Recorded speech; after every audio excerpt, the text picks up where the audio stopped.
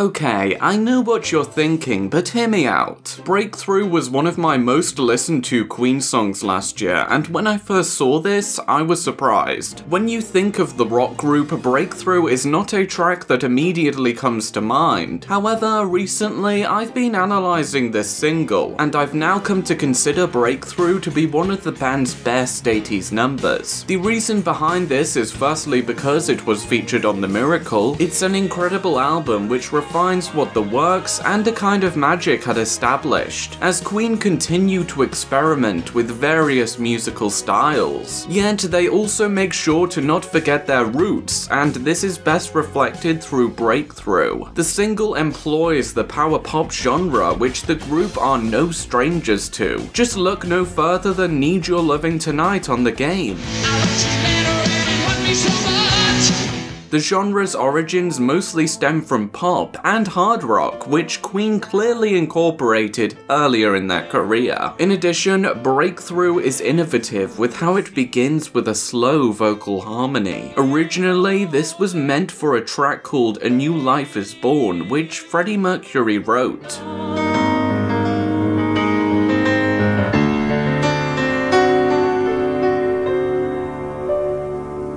It's intriguing hearing this demo, especially when knowing how it would later be implemented into Breakthru. It's unlike the rock sound we hear throughout the majority of the song, it's 2 tracks in one. When compared to how other singles by the band begin during the 80s, Breakthru stands out. Sure, Under Pressure and Another One Bites the Dust featured iconic bass riffs as their opening, and I Want It All's intro had the band members shouting the title of the song, but the way Breakthru begins is so engaging and beautiful. You don't expect the number to be a fast-paced rock single. As soon as it changes to what Roger Taylor wrote, you feel this huge adrenaline rush. The fast tempo contributes to the high energy of Breakthru. It is exuberant, and the chords in the background give the number a sense of tension. Much like the title track for The Miracle, the song reflects how Queen chose to ignore the hardships they were facing in their lives. Freddie was aware of his illness at the time, and Brian had only just gone through a divorce in 1988. This somewhat relates to the lyrics, which address breaking through to the next point of your life, though we will discuss this later. On the subject of Mercury's vocal performance, his vocals maintain that rock-oriented sound, which we come to associate with many of the band's 80s singles. These include Another One Bites the Dust, Hammer to Fall, and Princes of the Universe. I've always found the bass line for this number to be criminally underrated, and it's a shame too, as yes, it is rather simple, although I would say it had the potential to be just as beloved as the bass lines for these 2 tracks. I know many of you may find this to be an absurd statement, however, when I think of John Deacon's best bass lines, the one for Breakthru is one of the first which come to mind. It contributes to the single, making you feel alive, and this is most apparent when it comes to the guitar solo. It picks the number back up after the instrumental break.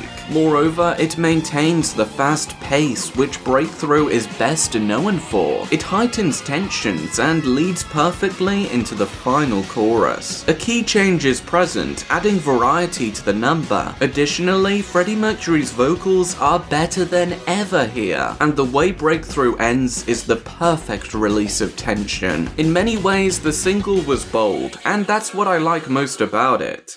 But how about the lyrics? Lyrically, it's perhaps most similar to A Kind of Magic, which Roger Taylor also wrote. The lyrics are simple, easy to understand, yet memorable. It complements the vibrant instrumentation with how it's about hope. The opening establishes that the protagonist has just broken up with their ex. However, they are struggling with this and need to break through into the next part of their life. This leads into the exuberant instrumentals, which convey how the protagonist protagonist is now moving on. They've now found a new love, as the lyrics state, "I'm under your thumb, under your spell, can't you see?" The lyrics touch on how they see being with this person as a way out of their sadness. It would really be a breakthrough.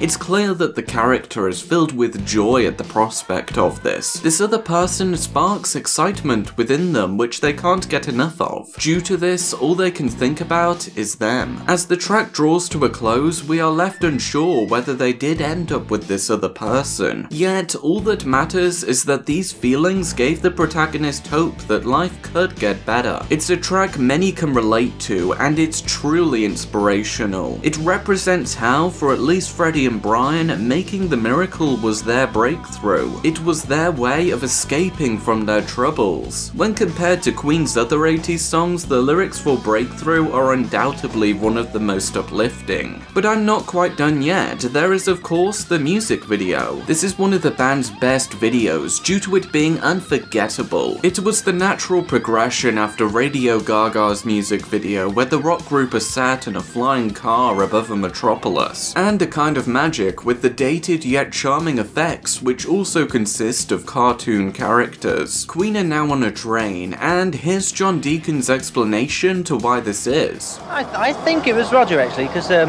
one point I think he was listening to the song, you know, it had this suggestion of like an express train.